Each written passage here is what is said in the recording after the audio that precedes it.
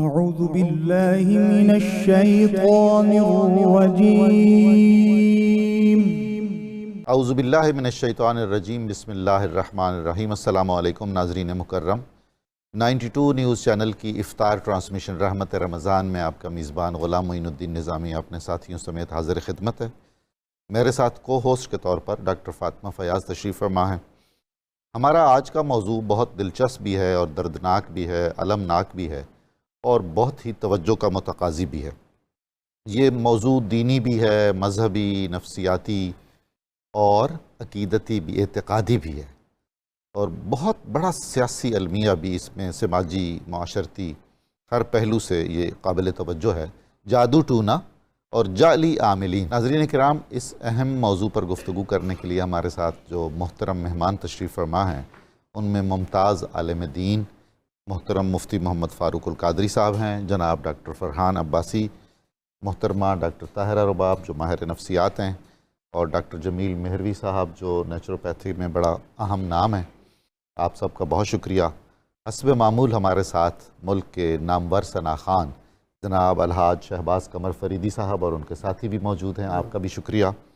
और किचन में शेफ़ मुनीरा किरण हमारे साथ हैं, हम उनसे भी पूछते हैं कि उनके आज के इरादे हमारे लिए क्या हैं। जनाब मुनीरा, कैसे हैं आप? अस्सलाम वालेकुम। ठीक ठाक। डॉक्टर जमील, मैदे के अमराज बहुत ज़्यादा बढ़ते जा रहे हैं अनफॉर्चुनेटली, जो भी हमारी डाइट की रूटीन्स हैं, एच पायलरी और दीगर मसाइल, क्या वजूहात हैं, क्या हल होना चाहिए? और अक्सर लोग ऐसी बीमारियों को भी जादू से मुंसलिक कर लेते हैं कि क्योंकि जादू हुआ है तो शायद ये बीमारी हो गई। आपके पास भी शायद आते होंगे ऐसे केसेस। मुमकिन है कि होता भी हो, एन मुमकिन है होता भी हो। बिल्कुल जी, बहुत शुक्रिया। बिस्मिल्लाहिर्रहमानिर्रहीम। एक्चुअल आज का जो टॉपिक है ना, वो हमारा तो चूँकि फील्ड है, पेशेंट्स आते हैं और इलाज होता है।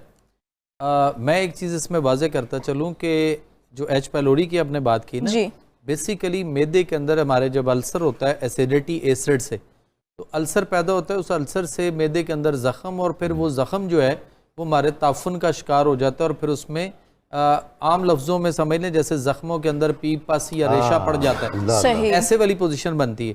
फिर उस ताफुन के अंदर जो है ना वो कीड़े पैदा होते हैं, और वो कीड़े जिसको हम एच पायलोरी यानी हेलिकोबैक्टर पायलोरी, और वो 3 किस्में होती हैं, IgA, IgG और IgM, ये 3 तरह का होता है। अच्छा, इसको ब्लड से टेस्ट करवाया जा सकता है, लैब पे जाएं और बाई एलाइजा मेथड उसका ब्लड का सैंपल दिया जाए, by ELISA method H pylori, और ये तीनों एग्जाम के टेस्ट हो जाए, रिपोर्ट आ जाती है। सही। जब ये रिपोर्ट आती है तो ये रिपोर्ट वाज़े कर देती है कि उस पेशेंट के अंदर तीनों एग्जाम के कीड़े कितने कितने और एक्टिव हो चुके हुए हैं या कहाँ पे हैं। अच्छा, ये पोजीशन इस वक्त पाकिस्तान समेत पूरी दुनिया के अंदर आधी से ज़्यादा आबादी को अपनी लपेट में ले चुकी है। अफसोस है। एच पायलोरी की जो बीमारी है ये 4 अरब 97 करोड़ पेशेंट रजिस्टर्ड हैं according to WHO report. That's a huge जी। और पूरी दुनिया की आबादी आप देख लें कितनी है, 7-7.5 अरब के ऊपर नीचे। अजब। मैं तो चूंकि पेशेंट देखता हूँ, मैंने ऐसे पेशेंट्स देखे हैं, बड़े हाईफाई प्रोफाइल भी होती है, मतलब वो खुद बैठकर कहीं पे अदालती निज़ाम में फैसले करते हुए नजर आते हैं, लेकिन दूसरी साइड पे उनको इस तरह की प्रॉब्लम है। इसी तरह से मैंने पिछले दिनों एक फोर्स के पर्सन को देखा कि जिसने कहा जी कि मैंने 2 दफ़ा अपने यहाँ पे अपना पर्सनल वेपन रख के अपने आप को ट्रैकर दबाने की कोशिश की, लेकिन मेरे से सुसाइड नहीं हो सकी। वजह क्या थी? वो कहते हैं जी डिप्रेशन है, टेंशन है, स्ट्रेस है, गुस्सा है, चिड़चिड़ापन, रोना धोना, परेशान, अजीब तरह की सोचें, वहम, तोहमात, ख्यालात, डर, खौफ, घबराहट, घुटन, दिल की धड़कन कम ज़्यादा। तो ये सारी की सारी जो सिम्टम्स हैं ये एच पायलोरी के इलामात हैं। अच्छा। और जिस पेशेंट को, जिसको भी ये इलामात हों, या जो लोग हमारे यहाँ जाली आमलों के हत्थे चढ़े हुए हैं, या साइकोट्रिस्ट और साइकोलॉजिस्ट के पास जा के भी मसला हल नहीं हो सका, उनके एच पायलोरी के बिलीव में टेस्ट करा के देख लीजिए। जो मेंटल डिसऑर्डर तक पहुंच चुके हुए हैं, जो मेंटल हॉस्पिटल में एडमिट है, या कहीं भी वो किसी से मतलब के पागल होने का इलाज भी करवा रहे हैं, तो मालिया खोलिया एक बीमारी होती है जी। वो सारी पोजीशन जो है वो एच पायलोरी उसकी बहुत बड़ी रीजन है। और उन सारे लोगों का अगर टेस्ट करवाया जाए तो जब एच पायलोरी पॉजिटिव आ जाता है तो उसकी एच पायलोरी का पॉजिटिव होने का इलाज करके नेगेटिव कर लिया जाए, तो उसके ये सारे के सारे सिम्टम्स जो साइंस हैं ये ख़त्म हो जाते हैं, और उसके बाद मरीज़ जो है वो एक नॉर्मल लाइफ गुजारने के काबिल हो जाता है। और ये जितने भी फिर ये चूँकि वो आराम नहीं आ रहा, हम जाते हैं तो उसे अंग्रेजी दवाइयाँ खाते हैं और वो दवाइयाँ हमारे मैदे में और बिगाड़ एसिड को, और एंटा एसिड है ना जो हम मैदे के लिए लेते हैं, वो एंटा एसिड दवाइयाँ हमारे मैदे में अल्सर जख्म को और बिगाड़ देती हैं।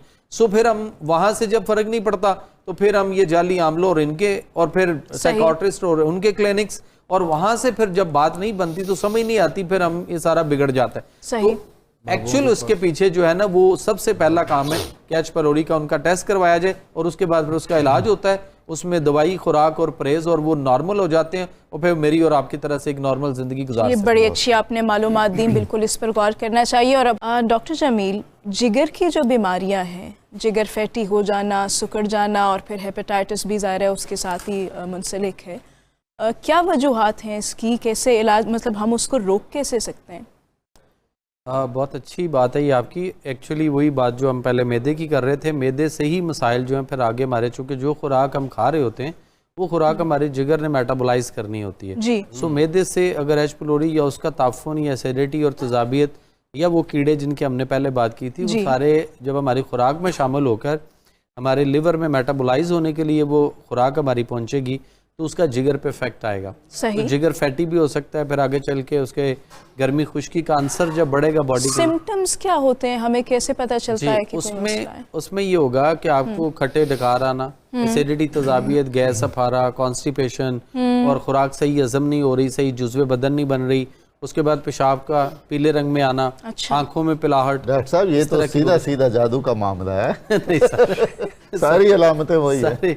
उसके बाद एक्चुअल जो पोजीशन है, एक इसमें सबसे बड़ी वजह जो इस वक्त हमारे यहाँ माशरे में है वो ये है कि हम मगरब के बाद फौरी खा लेना चाहिए, मगरब के अज़ान के, और उसके बाद जब अंधेरा शुरू हो जाए तो उसके बाद हमें खाना, खास तौर पे खाना जो है ना वो खाना करना चाहिए सोते तक। जी। लेकिन हमारे यहाँ मसला ये है कि हम रात को 1-1:30 बजे तक, 12 बजे तक जाग रहे होते हैं और फिर उसमें हमें मुख्तलिफ चीज़ें खाने पीने की जो भी मैसर होती हैं, क्रेविंग होती है बॉडी के अंदर, और फिर चूँकि हमारी लाइट्स जल रही होती हैं और हमें ये फील होता है कि हम दिन में ही अभी, चूँकि वो जो हमारे एक बॉडी के अंदर हार्मोन है जिसने सुलाना है वो उसी एक्टिव मोड पे अभी तक काम कर रहे हैं, फिर वो भूख लगाने वाला भी आएगा और फिर हमें क्रेविंग होगी और फिर हम काम करेंगे कि हम मुख्तलिफ ऑर्डर्स करेंगे, घर में कुछ चीज़ें बनाएंगे, बाहर से आ जाएंगी बहुत सारी चीज़ें। अब तो एक क्लिक के ऊपर आपको हर चीज़ मिल रही है। सो ये जो हम रात को देर तक खाने वगैरह खाते रहते हैं, ये सारे का सारा, हम सो जाते हैं बाद में लेकिन हमारा सिस्टम नहीं सोता जिसको रेस्ट करनी चाहिए, तो वो सारा उस पर बोझ बर्डन रहता है। फिर लिवर फैटी आएगा, लिवर फैटी आएगा तो जारी बात है कि लिवर के जितने भी मसाइल है वहाँ से मुख्तलिफ डिजीज़ पैदा होंगी, फिर वो पीला नीला काला यरकान तक जाएगा मामला, फिर hepatitis A B C D E F तक जाएगा, जिगर सुकड़ेगा, पेट में पानी आएगा, और हम सिर्फ एक PCR का टेस्ट करवाकर उसमें नॉट डिटेक्टेड की रिपोर्ट के ऊपर मुतमिन बैठे होते हैं कि जी मेरा जो है ना वो नेगेटिव, हालांकि वो नेगेटिव नहीं, वो लिखा होता है नॉट डिटेक्टेड। तो एलाइजा मेथड में करवा के देखना चाहिए वहाँ से आ रहा है। तो तिब्बे नबवी के अंदर और तिब्बे कुरानी में यानी नेचुरोपैथी में उसका बेहतरीन इलाज मौजूद है, और 1-1.5-2 महीनों में वो हेपेटाइटिस चाहे वो जिगर के कैंसर तक पहुंच चुका वो मरीज उससे जो है वो ठीक हो सकता है। बहुत शुक्रिया, बड़ी इनायत। हम देंगे एक डॉक्टर होने की हैसियत से इस सारे मसले पर। देखें, कोई भी मसला है ना, चाहे वो हमारा जिस्मानी है या रूहानी है, दोनों सूरतों में जो भी हमारी बीमारियां लाहक हो चुकी हुई हैं, हम अल्लाह से दुआ तो ये करते हैं कि अल्लाह हमें शफाअत फरमा, लेकिन हम अल्लाह के बताए हुए तरीक़ाकार जो है, यानी जो हमारा तिब्बे कुरानी है और तिब्बे नबी सल्लल्लाहु अलैहि वसल्लम है, जो हमारा नेचुरोपैथिक तरीका इलाज, हम उसकी तरफ नहीं आ रहे, जिसमें दवाई भी है, जिसमें ग़िज़ा भी है, जिसमें परहेज़ भी है, और जिसमें लाइफस्टाइल और उसका चेंजिंग और इंटरनल और एक्सटर्नल एनवायरनमेंट और उसकी तब्दीलियाँ भी। सही। क्योंकि कुरान में अल्लाह ने फरमाया वनुनज़्ज़िलु मिनल कुरान मा हुवा शिफ़ाअ व रहमतुल लिल मोमिनीन, कि बेशक हम नाजिल करते हैं इस कुरान में ऐसी चीज़ें जिनमें सरासर शफा है, और वो कुदरती चीज़ें हैं, वो केमिकल और ये सारी वो आर्टिफिशियल जो है ना उससे नहीं है। दूसरी बात यह है कि सहर और जादू के बारे में कि नबी करीम सल्लल्लाहु अलैहि वसल्लम की हदीस है कि आप 7 अजवा खजूर अगर आप सुबह खा लेते हैं तो उस दिन उस पर कोई जादू टूना और उसके अलावा कोई जहर भी उस पर असर नहीं करता। तो हमें नबी करीम सल्लल्लाहु अलैहि वसल्लम की तालीमात और उस तरफ आना चाहिए।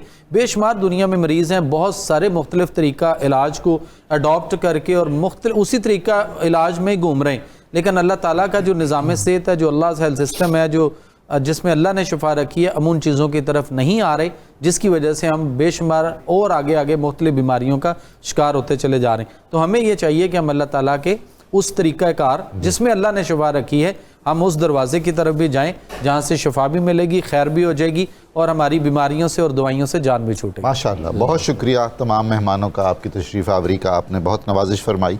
नाज़रीन किराम, आज की इफ्तार ट्रांसमिशन का वक्त इख्तिताम को पहुँचता है।